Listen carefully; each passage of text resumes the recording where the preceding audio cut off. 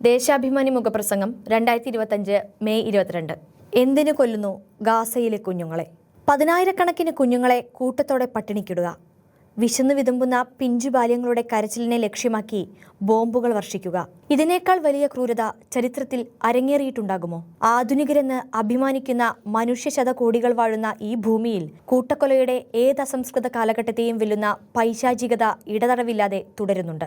ഞങ്ങളെ എന്തിനു കൊന്നു എന്ന ചോദ്യത്തിന് ഇസ്രയേലിന്റെ കൊടും ക്രൂരതയിൽ ഗാസയിൽ മരിച്ചു വീഴുന്ന ഓരോ കുഞ്ഞിനോടും ലോകം ഉത്തരം പറയേണ്ടതുണ്ട്. അടിയന്തര സഹായം എത്തിച്ചില്ലെങ്കിൽ 48 മണിക്കൂറിനുള്ളിൽ ഗാസയിൽ 14,000 കുഞ്ഞുങ്ങൾ മരിക്കാൻ സാധ്യതയുണ്ടെന്ന് ഐക്യരാഷ്ട്ര സംഘടന മുന്നറിയിപ്പ് നൽകിയിരിക്കുന്നു. മാർച്ച് 2 മുതൽ ഗാസയിൽ ഭക്ഷണം വിലക്കി സമ്പൂർണ്ണ ഉപരോധം ഏർപ്പെടുത്തിയ ഇസ്രയേലിന്റെ പട്ടിണി നയം കാരണം കുറഞ്ഞത് 326 കുട്ടികൾ ഇതിനകം വിശന്നു മരിച്ചതായി ഗാസയിലെ അധികൃതർ പറയുന്നു. മാർച്ച് 18-ന് ഇസ്രയേൽ വെടിനിർത്തൽ ഉടമ്പടി ലംഘിച്ച ശേഷം കൊല്ലപ്പെട്ടവരുടെ എണ്ണം 4,000-ഓളം. 20 ലക്ഷത്തിലധികം ആളുകൾ പാർക്കുന്ന പ്രദേശത്തേക്ക് ഭക്ഷണമോ വെള്ളമോ ഇന്ധനമോ അവശ്യ സാധനങ്ങളോ എത്തുന്നില്ല. ലോകത്തിലെ ഏറ്റവും വലിയ ജയിൽ എന്ന വിശേഷണമുള്ള ഗാസ ഇപ്പോൾ ഭൂമിയിലെ ഏറ്റവും വലിയ ശവപ്പറമ്പാണ്.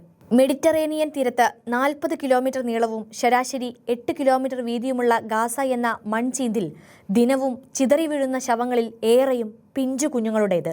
കുഞ്ഞുങ്ങളെ കൊല്ലരുതെന്ന് വിളിച്ചു പറയാൻ അസംഖ്യം പ്രകടനങ്ങൾ നടത്തേണ്ടി വരുന്ന ഗതികേടിലാണ് ലോകം. എന്നിട്ടും ഒന്നും കേൾക്കാതെയും ഒന്നും കാണാതെയും ഒന്നും അറിഞ്ഞിട്ടില്ലെന്ന മട്ടിൽ തന്ത്രപരവും സ്വാർത്ഥ ജടിലവുമായ നിസ്സംഗതയോടെ ചലിക്കുന്ന രാജ്യങ്ങളും നേതാക്കളും കൂട്ടക്കൊലയ്ക്ക് കൂട്ടുനിൽക്കുന്നവരാണെന്ന് ചരിത്രം വിധിക്കും. പലസ്തീൻ മണ്ണിൽ സയണിസ്റ്റ് അധിനിവേശത്തിന്റെ ക്രൂരതയ്ക്ക് പതിറ്റാണ്ടുകളുടെ ചരിത്രമുണ്ട്. പിറന്ന മണ്ണിൽ നിന്ന് ഓരോ ഘട്ടങ്ങളിലായി നിരപരാധികളായ മനുഷ്യരെ ആട്ടിയിറക്കുന്നു. 21 ലക്ഷത്തിൽ പരം പലസ്തീൻകാർ തങ്ങുന്ന ഗാസയുടെ ഒരു തുണ്ട് ഭൂമി പോലും ആ മനുഷ്യർക്ക് നൽകില്ലെന്ന ഇസ്രയേലിന്റെ പ്രഖ്യാപിത തീരുമാനം ലക്ഷ്യത്തിലെത്തിക്കാനുള്ള അന്തിമ കടന്നാക്രമണമാണ് ഇപ്പോൾ ലോകം നിസ്സംഗമായി കണ്ടുനിൽക്കുന്നത്.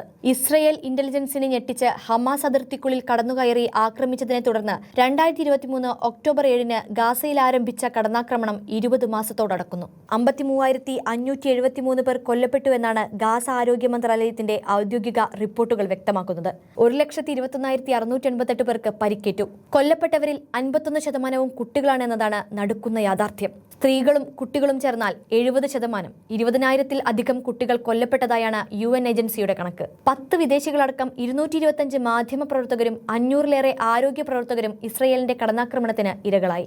ആരെയും നടുക്കേണ്ട ഈ കണക്കുകൾക്ക് മുന്നിൽ ഒന്നും ചെയ്യാനാകാതെ നിൽക്കുകയാണ് ലോകരാജ്യങ്ങളും UN ഉൾപ്പെടെയുള്ള സംഘടനകളും. അമേരിക്കൻ പ്രസിഡന്റ് ഡൊണാൾഡ് ട്രംപ് പശ്ചിമേഷ്യ സന്ദർശിക്കുമ്പോൾ പാശ്ചാത്യ മാധ്യമങ്ങൾ പലതും ഊതിവീർപ്പിച്ച് പ്രചരിപ്പിച്ചത് ഗാസയിലെ ഇസ്രയേലി ആക്രമണത്തിന് താൽക്കാലികമായെങ്കിലും വെടിനിർത്തൽ ഉണ്ടായേക്കുമെന്നാണ്. ഉക്രൈനിലെ വെടിനിർത്തലിന് നേരിട്ട് ഇടപെട്ടുകൊണ്ടിരിക്കുകയും ഇന്ത്യ പാകിസ്ഥാൻ സംഘർഷത്തിൽ മധ്യസ്ഥനായെന്ന് നിരന്തരം അവകാശപ്പെടുകയും ചെയ്ത ട്രംപ് തനിക്ക് യുദ്ധങ്ങൾ ഇഷ്ടമല്ലെന്നു കൂടി പ്രഖ്യാപിച്ച് സമാധാന ദൂതനായി സ്വയം വേഷപ്പകർച്ച സൃഷ്ടിക്കുന്ന സാഹചര്യത്തിൽ പ്രത്യേകിച്ചും ഇതിനൊരു സാധ്യത കൽപ്പിക്കപ്പെട്ടു. എന്നാൽ ഗൾഫ് രാജ്യങ്ങൾ സന്ദർശിച്ച് ബിസിനസ് ഉടമ്പടികൾ ഒപ്പുവെച്ച് മടങ്ങിയ ട്രംപ് ഇസ്രയേൽ സന്ദർശിക്കാനോ ഗാസ വിഷയത്തിൽ ഇടപെടാനോ കൂട്ടാക്കിയില്ല. ട്രംപ് മടങ്ങിയതിന് തൊട്ടു പിന്നാലെ ഗാസയിൽ കൂട്ടക്കൊലയ്ക്ക് രഥവേഗം കൂട്ടുകയാണ് ഇസ്രയേൽ ചെയ്തത്.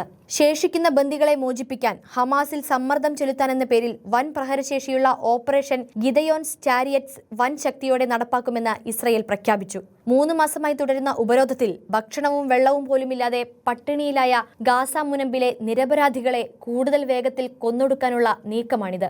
ഗാസയിലെ മനുഷ്യരെ മറ്റെവിടേക്കെങ്കിലും ഒഴിപ്പിച്ചാൽ അവിടെ നിറയെ റിസോർട്ടുകൾ പണിയാമെന്ന് ഒരു മടിയുമില്ലാതെ താൽപര്യം പ്രകടിപ്പിച്ചയാളാണ് ബിസിനസ്സുകാരനായ അമേരിക്കൻ പ്രസിഡന്റ്.